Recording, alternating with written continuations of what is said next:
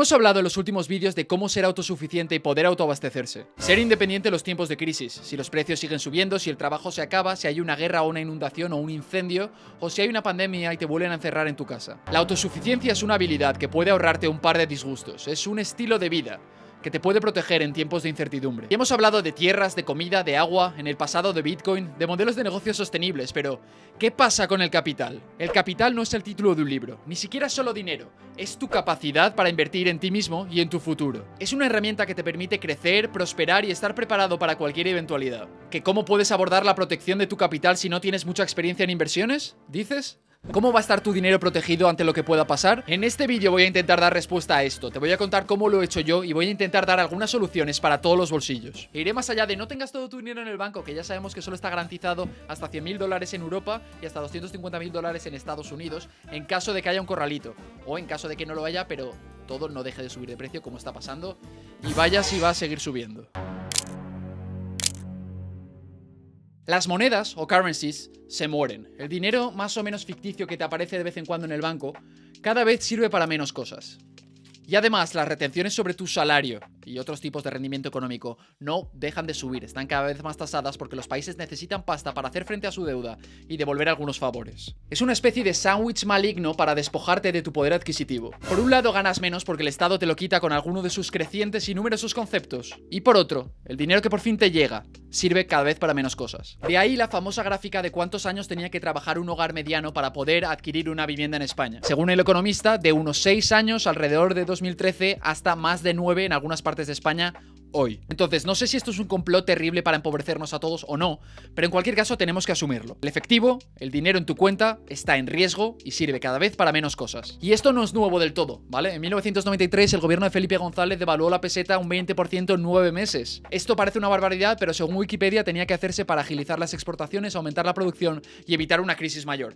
Y se hizo. Y la gente se convirtió de la noche a la mañana, los que tenían pesetas, en un 20% más pobres. ¿Cuánto poder adquisitivo crees que has perdido por tener euros en los últimos 3 años? ¿Cuánto crees que ha subido el IPC desde enero de 2021? Deja en los comentarios cuál crees que va a ser la respuesta. Voy a dar 3 segundos para elegir y seguimos con el vídeo. Al final del vídeo daré la respuesta y no te va a gustar. Al final del vídeo también contaré mi método de inversión anti-inflación, anti-apocalipsis zombie definitivo. Todo empieza porque en el sistema monetario el dinero que se mete ya no se puede eliminar. No se puede retirar el dinero de la masa monetaria M3 o de la M1. ¿Vale? Se puede congelar durante algún tiempo, obligando por ejemplo a los bancos a tener más reservas, o cuando el Banco Central Europeo deja de comprar deuda de los países para no financiarlos más. O sea que puede salir de la circulación momentáneamente, pero no se destruye, ¿vale? Nadie le da un botón y elimina 1 millón de euros del sistema.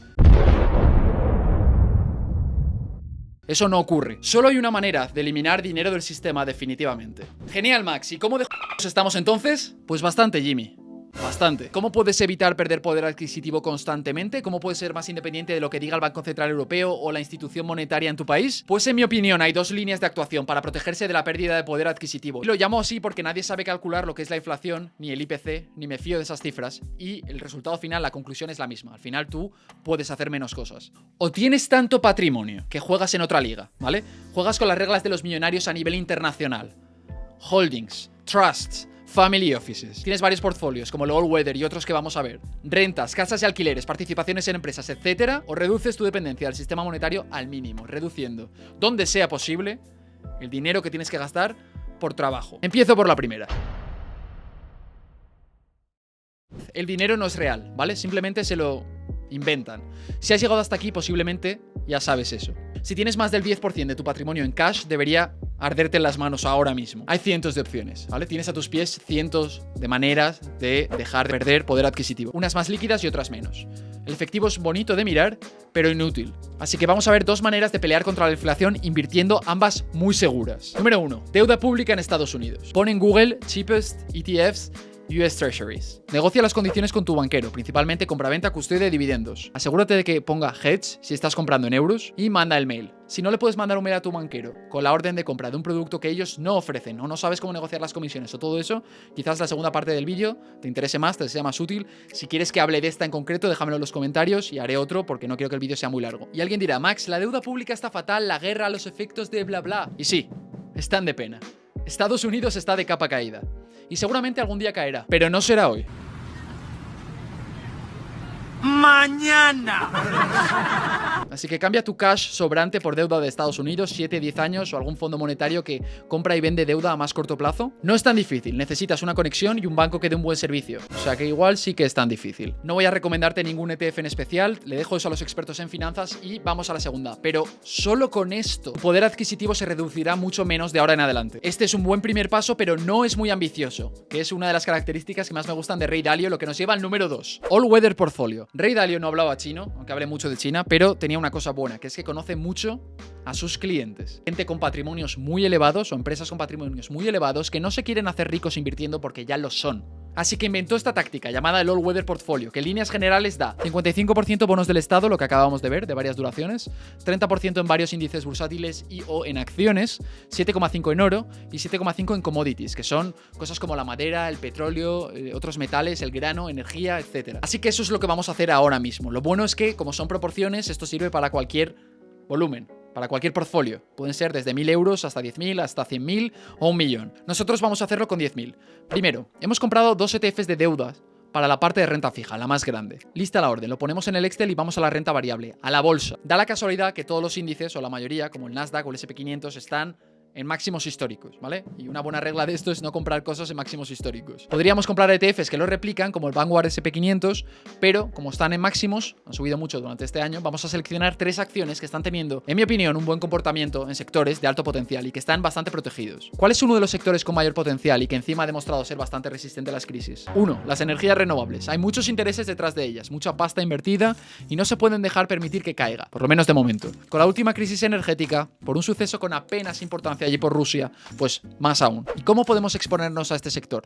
Pues hay una empresa que fabrica paneles solares llamada First Solar, ticker FSLR. Cotiza en el Nasdaq. Tiene una tecnología única basada en paneles de teluro de cadmio o algo así. Eso dejémoslo para los ingenieros. Una de las reglas de hacer dinero con estas cosas es que no hace falta entenderlo todo para poder aprovecharte de esa situación. Dicho entenderlo todo, ¿vale? Hay algunas cosas que sí que tienes que entender. Estos paneles, a diferencia de los tradicionales, garantizan mayor rendimiento a lo largo de los años. Mayor coeficiente de temperatura, lo que minimiza las pérdidas de energía y encima tienen menor huella de carbono e hídrica. Pero bueno, vayamos a la chicha, a lo que nos gusta, al money. ¿Cómo se está comportando esta empresa? Pues muy bien, está aumentando sus ingresos, vemos aquí, sus márgenes son brutales y están creciendo a buen ritmo. En la última presentación del Q2 tenían unos ingresos por acción de $1,59, pero se estima que alcance entre 7 y 8 dólares por acción este 2023 y llegue a los $20 en el 2025. Así que métete en tu broker de confianza, no voy a recomendar a ninguno y compra estas acciones en el Nasdaq en dólares, tenlo en cuenta, ¿vale? A la hora de hacer la cobertura de divisa. La siguiente acción también es interesante, es uno de los sectores que más ha crecido en los últimos años y es bastante defensivo ante las crisis.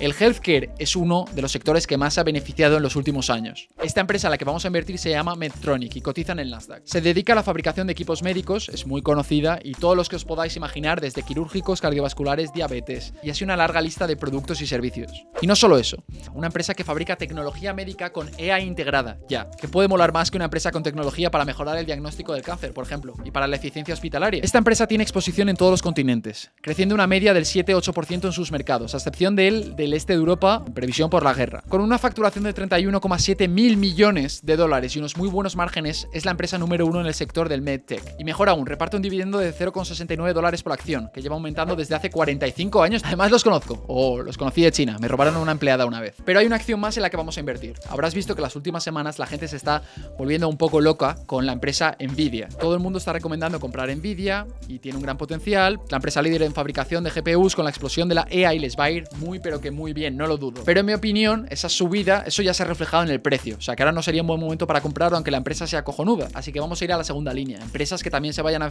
beneficiar de lo mismo que se beneficia Nvidia, pero que no sean Nvidia y que todavía no se haya notado mucho en el precio. Esta empresa, que se llama Supermicro Computer, y seguro que no te suena, se dedica a fabricar y a diseñar servidores, sistemas de almacenamiento y software. Se lleva muy bien con Nvidia, es uno de sus proveedores. Los CEOs son colegas y las dos empresas se fundaron en el mismo año. Nvidia fabrica sus gráficas para los servidores de Supermicro. Entonces es de esperar que si a Nvidia le va bien, a Supermicro también le vaya bien. Tiene una facturación de más de 7.000 millones y un 37% que el año pasado y un 113% que hace 3 años. Un margen de beneficio bruto del 18% que también está aumentando con los años y según las últimas cuentas a las que hemos accedido tiene 450 millones en cash. O sea que tiene un ratio de endeudamiento muy bueno. Es una empresa sólida pese a estar en este sector. Es más fabril que software. Esto demuestra lo sólida que es la empresa y lo preparada que está para afrontar los desafíos del futuro y seguir creciendo. Por último, siguiendo el all-weather portfolio de Ray Dalio, que es lo que estamos haciendo porque si te has descolocado un poco en la parte más financiera analizando por encima estas empresas, vienen las commodities, ¿vale? Quiero hacer un disclaimer antes de hablar de commodities. Las commodities son un mundo caótico e incierto. Creo que alguien con patrimonio que conservar debería tener mucha cautela antes de entrar. Además, los ETFs de vehículos son más caros de usar que los ETFs para la renta fija. Así que en vez de poner 750 euros en commodities y 750 en oro, en vez de hacer 750 de madera o de energías o de petróleo o de transporte o de... Se puede apostar a todo lo que quieras. Es un casino. Vamos a poner 1000 euros en oro, 500 en Bitcoin y me daré por satisfecho. La tarta quedaría así. Listo. Ya tienes una buena herramienta para pelear contra la inflación. Además, seguramente no te haga perder dinero en tiempos de crisis y te ayudará a mantener tu poder adquisitivo en el tiempo. El All Weather Portfolio, versión Max Magister, no ha sido testeado aún, pero lo acabo de hacer, así que te iré contando cómo va. Si quieres el Excel con los detalles de cada inversión por si quieres replicarla, déjamelo en los comentarios y lo publicaré en mi canal de Telegram, al que te invito a suscribirte. Dejo el link en la descripción.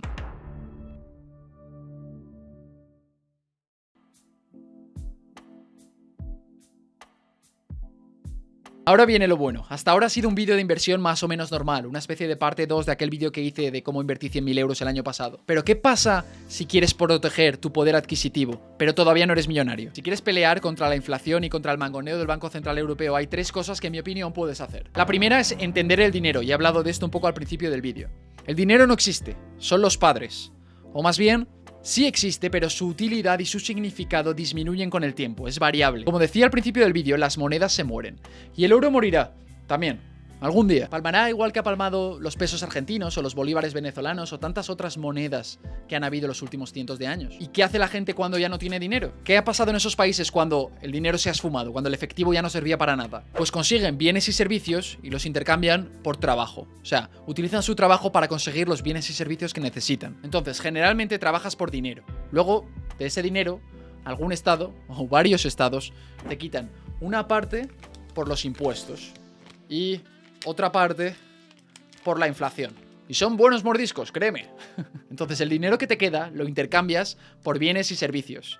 ¿Sabes? Compras comida, compras cosas para el colegio de los críos, Dios no lo quiera, pagas una hipoteca. Pero ¿y si pudieras trabajar directamente por bienes y servicios saltándote el dinero? Reducirías tu exposición a la moneda y por tanto tu vulnerabilidad a los impuestos y a la inflación. Te pondré 2 ejemplos. Pagas un alquiler todos los meses. Necesitas cash para eso. El alquiler sube, necesitas más cash. En vez de eso, compras una casa. Necesitas cash. Pero el valor del cash al que has comprado esa casa queda anclado en el tiempo. Es una vez. Y más o menos, en España más bien menos, te olvidas. Lo pagas una vez y te olvidas. Pero esto solo vale si no te hipotecas con el banco. Porque el cash necesario para pagar esas cuotas cada vez te va a costar más de conseguir, por razones que hemos visto en el vídeo. Entonces tenemos la primera regla, el primer ejemplo, luego pondré el segundo ejemplo y ahora vamos con la segunda regla para proteger tu poder adquisitivo, para ser menos dependiente del Estado, de la autoridad monetaria del país en el que estés, del Banco Central Europeo, de la Fed, de tu autoridad, de los que mandan, vamos, de los que tienen una impresora, tío, de los que tienen una impresora y hacen los que quieren con esto, de los que tienen el sistema informático que le dan a un botón y meten 1000 millones. De esos queremos independizarnos. Y la segunda regla para poder ser más resistente a lo que diga un burócrata con tu poder adquisitivo es no hipotecarte a nivel personal. Lo digo mucho, pero aunque todo el mundo quiera casa, ¿vale? En la inmensa mayoría de los casos, la opción más inteligente no es hipotecarse con el banco, ¿vale? Es una decisión durísima que muy poca gente entiende y que te cohíbe financieramente de por vida. Hay muchas alternativas a tener casa, como seguir viviendo con tus padres o compartir piso. Y también hay muchas alternativas para comprar casa, que no incluyen un crédito hipotecario con un banco. Como ahorrar 40.000 euros y comprar una casa en el campo, como lo describí en el vídeo el otro día en Asturias, o comprar una casa a plazos con los contratos que mandé el otro día por mi canal de Telegram. O mira el vídeo de cómo comprar una casa sin hipoteca, también del otro día, en los que cuentas con la financiación del vendedor, ¿vale? Algo que es muy conocido y común en Estados Unidos, pero que en España y en otros países europeos, entiendo, todavía es incipiente. Lo que nos lleva al segundo ejemplo. Una de las hostias más profundas que se ha llevado la población en los últimos años es la subida del precio de la comida. Y poco se habla. Cada vez necesitas más efectivo para comprar lo mismo. Entonces el cash te hace perder poder. Aunque sea bonito de mirar y no lo parezca, te hace perder. Siguiendo el razonamiento de antes, el de trabajo, cash, comida, ¿y si pudieras eliminar el cash de la ecuación? Si trabajaras directamente para conseguir comida, para hacerte tu comida, serías invulnerable a la subida del IPC a la inflación y a su madre. ¿Te daría igual? Aterrizando esto es tan fácil como tener un pequeño huerto y un gallinero. A ver, tendrás que seguir comprando San Pellegrino. Pero tu factura, imagínate que baja de 300 euros al mes en comida a 100 euros al mes. Con un terreno mínimo, que seguirás necesitando dinero para comprarte la PlayStation. O para pagar el hospital cuando privaticen todos los hospitales de España. Sí, pero menos. Ahí está la clave. Reducir la dependencia de esta moneda, cuya pérdida de valor constante es un impuesto más. ¡Oculto! Pero ahí está. Si además lo combinas con vivir en un pueblo, que todo es más barato, y con trabajar a distancia, la combinación al medio plazo, en 2 años para tu patrimonio, puede ser explosiva. Esta es una posibilidad que no existía hasta hace poco. Si conoces a alguien que viva así, déjamelo en los comentarios y le entrevistamos. Estoy enamorado de esta teoría y quizás empiece con la práctica próximamente. Esto empezaría por encontrar una propiedad autosuficiente. Y hablo de este y otro tipo de inversiones en mi canal de Telegram al que te invito a suscribirte. Si te ha gustado este vídeo, suscríbete y dale a like, deja un comentario para ayudar al algoritmo a enseñárselo a más gente. Y respóndeme en los comentarios a esta pregunta. ¿Tú qué haces para protegerte de la pérdida de poder?